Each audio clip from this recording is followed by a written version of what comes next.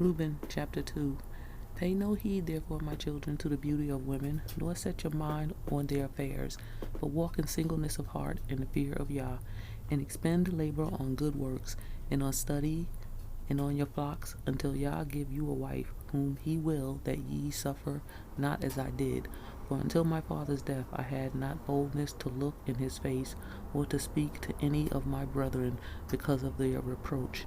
Even until now my conscience causes me anguish on account of my impiety.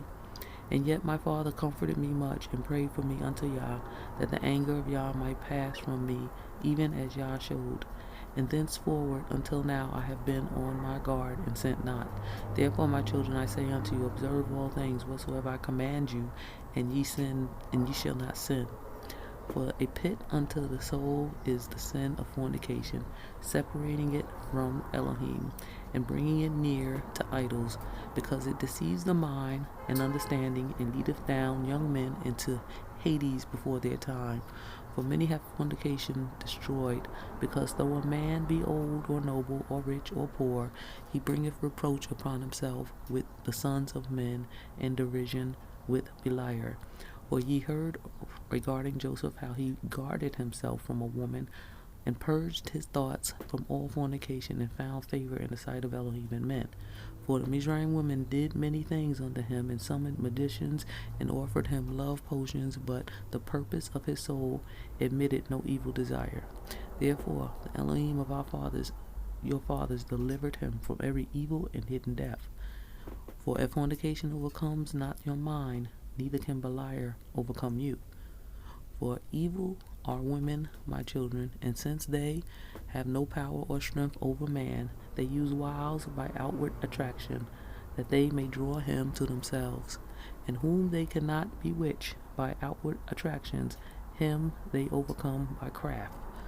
For moreover, concerning them, the angel of Yah told me and taught me that women are overcome by the spirit of fornication more than men, and in their heart they plot against men, and by means of their adornment they deceive first their mind, and by the glance of their eye instill the poison, and then through the accomplished act they take them captive.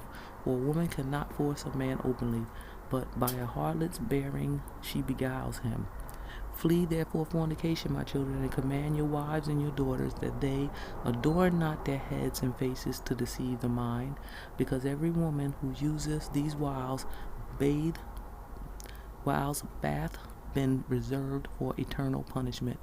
For thus they allured the watchers who were before the flood. For as these continually beheld them, they lusted after them, and they conceived the act in their mind. For they changed themselves into the shape of men, and appeared to them when they were with their husbands. And the women, lusting in their minds after their forms, gave birth to giants. For the watchers appeared to them as reaching even unto heaven. Beware therefore of fornication. If you wish to be pure in mind, guard your senses from every woman, and command the woman likewise not to associate with men, that they also may be pure in mind. For constant meetings, even through the ungodly deed, be not wroth, are to them an irremediable disease, and to us a destruction of Beliar and an eternal reproach. For in fornication there is neither understanding nor godliness, and all jealousy dwelleth in the lust thereof.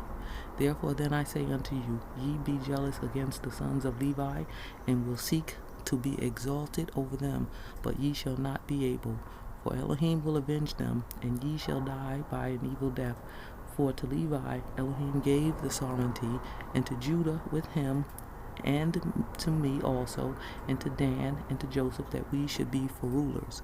Therefore I command you to hearken to Levi, because he shall know the law of Yah, and give ordinances for judgment, and shall suffice for all Israel until consummation of the times, as the anointed high priest of whom Yah spake. I adjourn you by Elohim of heaven to do truth each one unto his neighbor, and to entertain love each one to his brother, and draw ye near Levi in humbleness of heart, that ye may receive a blessing from him in his mouth.